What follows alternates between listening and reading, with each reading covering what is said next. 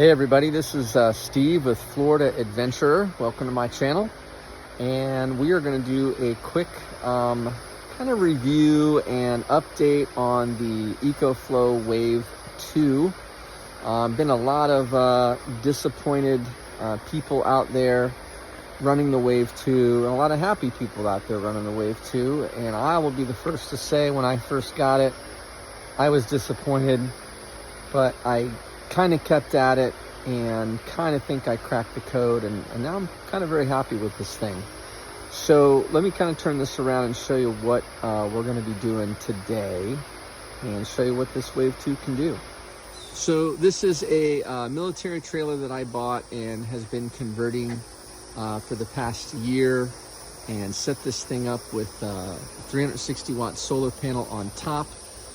And inside is a 2000 watt hour Delta Max battery.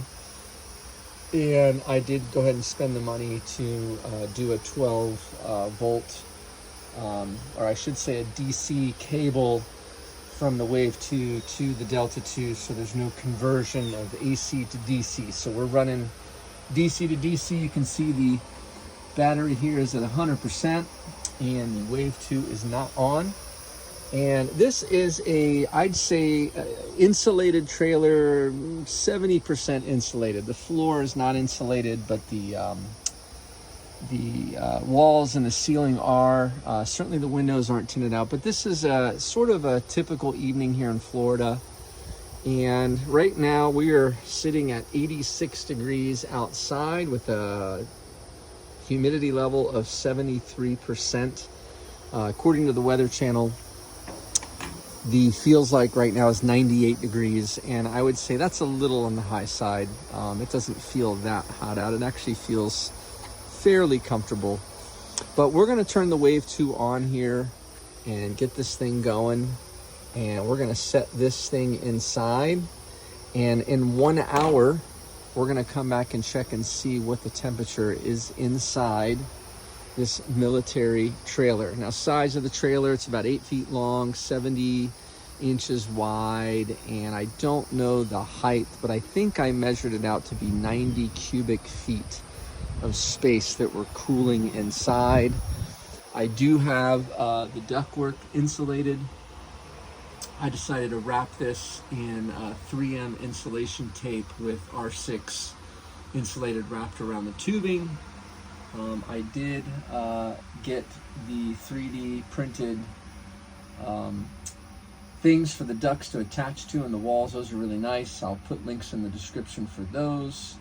If you have a 3D printer, those come in handy to kind of, I did cut the tubes to shorten them. The intake, it's not insulated. It doesn't really need to be, in my opinion. This is the one that's got to be insulated heavily, is this exterior tube, just because of how much heat it produces. And I also will let you know, I'm going to be putting the EcoFlow on low power, not going to be running this on high. So I'll be back in about an hour, and we will check in and see how the EcoFlow did. Again, here we go, 86 degrees, and see you in an hour. All right, we're about 20 minutes in here, and I wanted to point out something that a lot of people that I've seen on Facebook groups as they're setting up their EcoFlow, they do not insulate the duct that is expelling the heat. Now let me show you why that is so important. Check this out.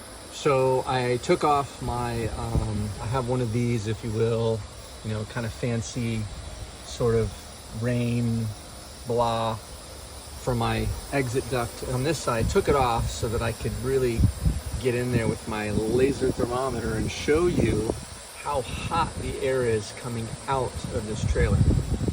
Check this out. It is 128, 29, 30 degrees. 131 degrees, 132 degrees, 33, 134. So that is pointing inside the duct that is insulated. That's the inside of the duct.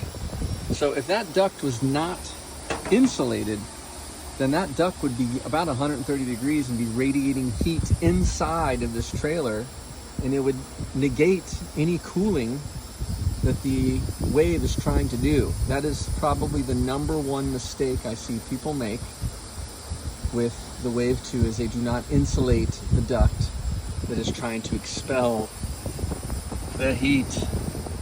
All right, we are about an hour out from the time we started the Delta with the Wave 2, the Delta Max with the Wave 2. Let me show you a couple things on the app regarding the battery. All right, a couple of things to note on the battery. Again, not the air conditioner, not the Wave 2, but the Delta Max. So after we're pulling about 285 watts, so under 300 watts of power on the low setting.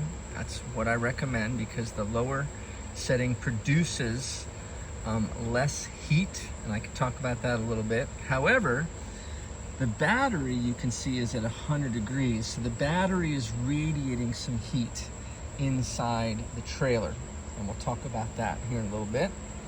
We're 85% power, so after an hour, we've used about 15% of the battery. At this stage, we've got about 5 hours left, so could we get through the night?